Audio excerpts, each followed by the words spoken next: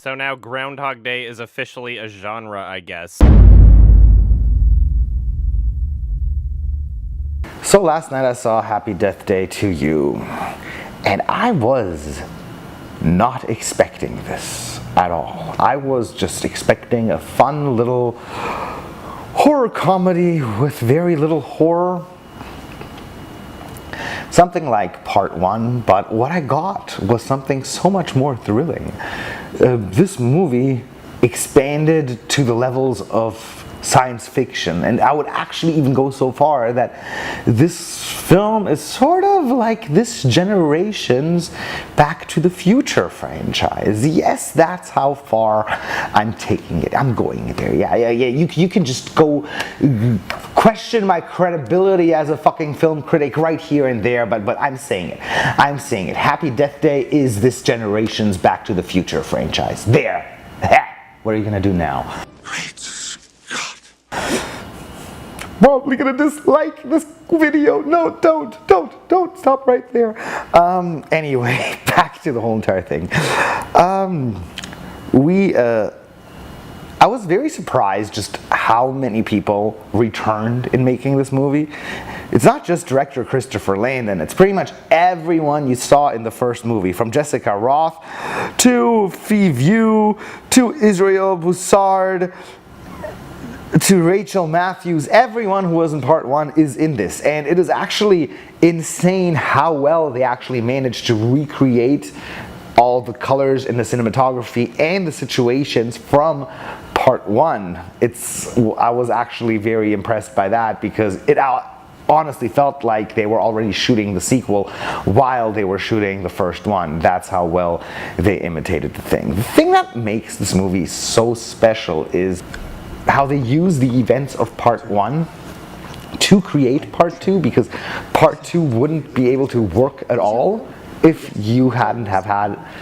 there wasn't a Part 1. It is something like that is so weird, because on its own this is just a good movie, but combined with Part 1, it's actually something that I could almost call a perfect sequel, if there is such a thing. The whole entire story gives you the reason. First of all, the premise gives you the reason why the whole entire Groundhog Day type of loop in Part 1 actually happened in the first place. And since these students that our main character Tree is hanging around with, yes, her name is Tree.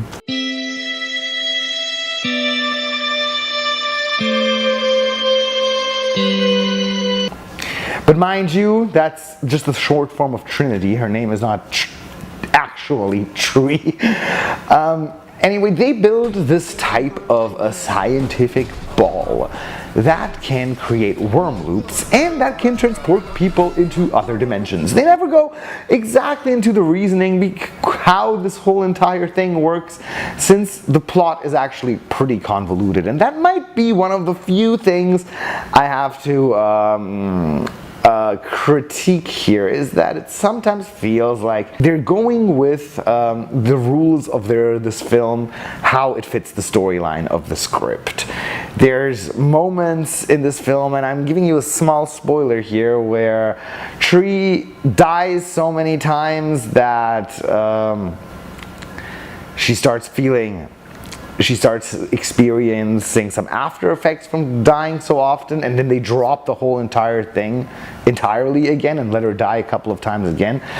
And some things just feel a bit inconsistent, but for a movie that is just out there to have some fun and make people laugh and doesn't take itself seriously whatsoever, and is just like its whole premise is like completely tongue-in-cheek, this is something that we can live with, I think. Hopefully. Strangely, this movie doesn't just go around with its Groundhog Day premise that Part 1 solely lived off. This time they don't just send Tree into a time loop, they send her directly to a parallel dimension, and we get some multiverse theories going on. And with this film, like, you really have, it's own world with its own established rules. And I do not think that the makers behind this movie had it in them to make something so huge and this world all for its own. And I'm really looking forward to a part 3, because if you wait through the credits, you will know that there is a mid-credits post scene where they actually really do establish a third part for this movie, which is actually completely silly and wonderful and something that I really look forward to in 2020. A lot of people have criticized this movie for losing a lot of its horror elements by increasing the sci-fi elements and increasing the comedy in here, but I wouldn't say that at all, actually. I actually found the horror elements to be just as present as they were in part 1, and to be honest, this movie wasn't really that big of a horror movie to begin with. In times when we have PG-13 horror, I like having movies that are comedy be PG-13, and they can allow themselves to remove the actual scariness of everything a lot more than, let's say, movies like Insidious or The Conjuring, where they try really hard to be scary, but the gore and the actual horror elements that we get are pretty minimal. It's the days of Blumhouse, guys. PG-13 horror is a thing now, and if it's horror and it says PG-13 on it, it's not really horror, so don't expect that of it. Well, saying everything all together, Happy Death Day to You is probably the best movie of the year so far. Like, hands down the best movie of the year so far.